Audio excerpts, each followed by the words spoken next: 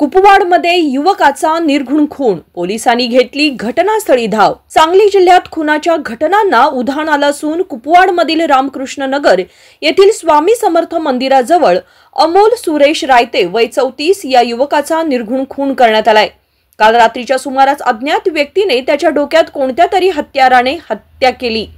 या घटनेमुळे परिसरात खळबळ उडाली आहे। घटनेची माहिती मिळताच कुपवाड औद्योगिक पोलीस ठाण्याचे पथक तातडीने घटनास्थळी दाखल झाले।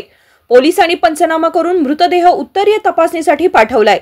घटनास्थळी पोलीस उपविभागीय अधिकारी प्रणिल गिल्डा, स्थानिक गुन्हे अन्वेषण शाखेचे पोलीस निरीक्षक सतीश शिंदे, गांधी चौकी पोलीस ठाण्याचे सहाय्यक पोलीस निरीक्षक संदीप शिंदे, मिरज शहर पोलीस ठाण्याचे पोलीस निरीक्षक किरण रासकर, मिरज ग्रामीणचे सहाय्यक पोलीस निरीक्षक रणजित तिपे यांनी भेट दिली।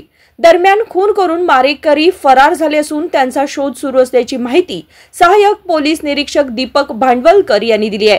पुढील तपास पोलिसांकडून सुरू आहे। सब डिव्हिजनल पोलीस ऑफिसर मिरज विभाग, आमच्याकडे MIDC कुपवाड पोलीस स्टेशन येथे आज पहाटे एक खुनाचा प्रकार घडलेला आहे। घडलेल्या घटनेच्या अनुषंगाने फिर्याद जी आहे तक्रारदाराच्या सांगण्याप्रमाणे दाखल करून घेण्याचं काम सुरू आहे। त्यासोबतच यामध्ये मयत अमोल रायते वय 32 वर्षे याच्या खुनाच्या घटनेमागे जे कोणी संशयित आहेत त्या संशयितांचा तपास करण्यासाठी आम्ही तपास पथके रवाना केलेली आहेत। त्यासोबतच तांत्रिक पुराव्याच्या अनुषंगाने सुद्धा आमचा तपास सुरू आहे। Bureau report, SBN Marathi, Sangli.